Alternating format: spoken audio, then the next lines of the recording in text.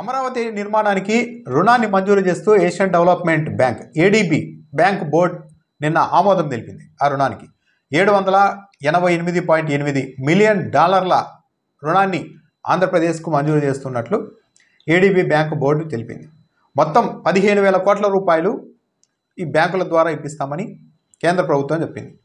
World bank, ADB ఈ రెండు కలిసి 13,500 కోట్ల రూపాయలు 13,500 కోట్ల రూపాయలు రుణాన్ని ఆంధ్రప్రదేశ్కు ఇవ్వనున్నారు. మిగిలిన ఆ 1,500 కోట్ల రూపాయలని కేంద్ర ప్రభుత్వం ఇస్తుంది. అంటే మొత్తం 15,000 కోట్ల రూపాయల అప్పు ఈ బ్యాంకుల ద్వారా కేంద్ర ప్రభుత్వం ఇచ్చే డబ్బు ద్వారా రానుంది.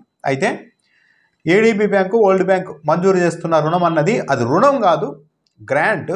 కేంద్ర ప్రభుత్వం ఆ బ్యాంకుల నుంచి రుణం తీసుకొని దాన్ని మనకు గ్రాంట్ రూపంలో ఇస్తుంది.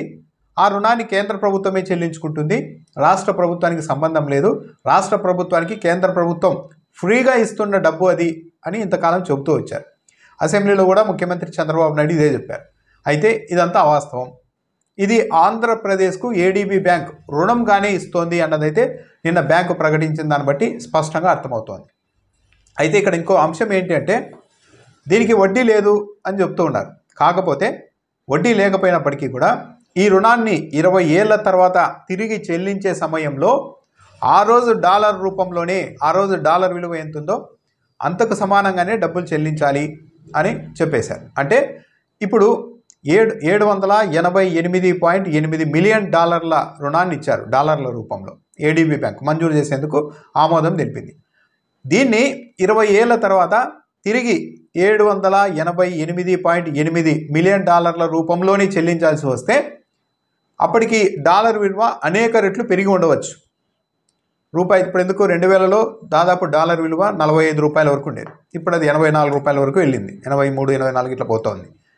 అంటే ఇంకా 20 ఏళ్ల తర్వాత డాలర్ విలువ మరింత పెరిగే అవకాశం ఉంటుంది. అప్పుడు ఈ $788.8 తిరిగి డాలర్ల రూపంలోనే చెల్లించాల్సి వస్తే ఆ రోజు రూపాయల్లో లెక్క కట్టినప్పుడు ఆ మొత్తం 13,500 కోట్ల రూపాయలుగా ఉండదు, అనేక రెట్లు పెరిగి ఉండవచ్చు. ఇదే అనుమానాన్ని సాక్షి మీడియా దగ్గర ఆర్థిక నిపుణులు కూడా ఆందోళన వ్యక్తం చేసినట్టు సాక్షి మీడియా కూడా రాసింది. డాలర్ రూపంలో చెల్లించాలంటున్నారు, వడ్డీ లేదంటూనే డాలర్ రూపంలో అంటున్నారు. 20 ఏళ్ల తర్వాత డాలర్ విలువ అనేక రెట్లు పెరిగి ఉంటుంది. అప్పుడు ఆ రూపంలో చెల్లించాల్సి వచ్చినప్పుడు అధిక మొత్తాన్ని చెల్లించాల్సి ఉంటుంది అని ఆర్థిక నిపుణులు ఆందోళన వ్యక్తం చేస్తూ ఉన్నారని కూడా సాక్షి చెప్తోంది. మరి వడ్డీ లేకపోయినప్పటికీ ఇంకా డాలర్ రూపంలో చెల్లించాల్సి వచ్చినప్పుడు ఇంకొకవేళ వడ్డీ లేకుండా ఎలాంటి నష్టం లేకుండా ఉండాలంటే మన రూపాయి అనేది డాలర్తో పాటు బలంగా సమానంగా రావాలప్పటికీ. అది అయ్యే పని కాదు. డాలర్ విలువ పెరుగుతూ పోతే చెల్లించాల్సిన మొత్తం రూపాయల్లో పెరుగుతూ వెళ్తుంది.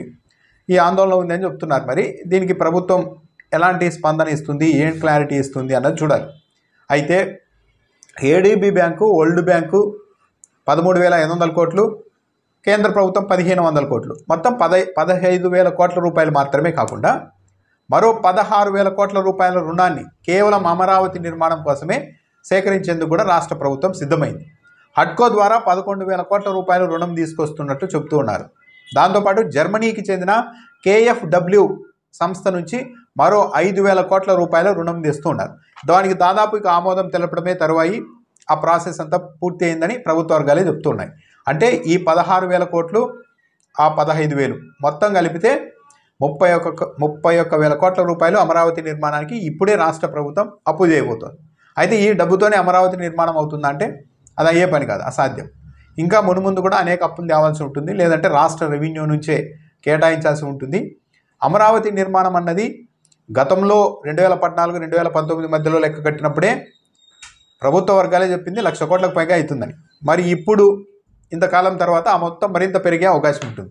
కాబట్టి ఈ 31,000 కోట్లతోనే, ఈ రుణంతోనే ప్రభుత్వం ఆగుతుందా అంటే అనుమానమే. ఇంకా ఎంత అప్పు తెస్తారు, ఇంకా ఎంత రెవెన్యూ మళ్ళిస్తారు, ఎంత ఖర్చు చేస్తారు అన్నది చూడాలి మరి.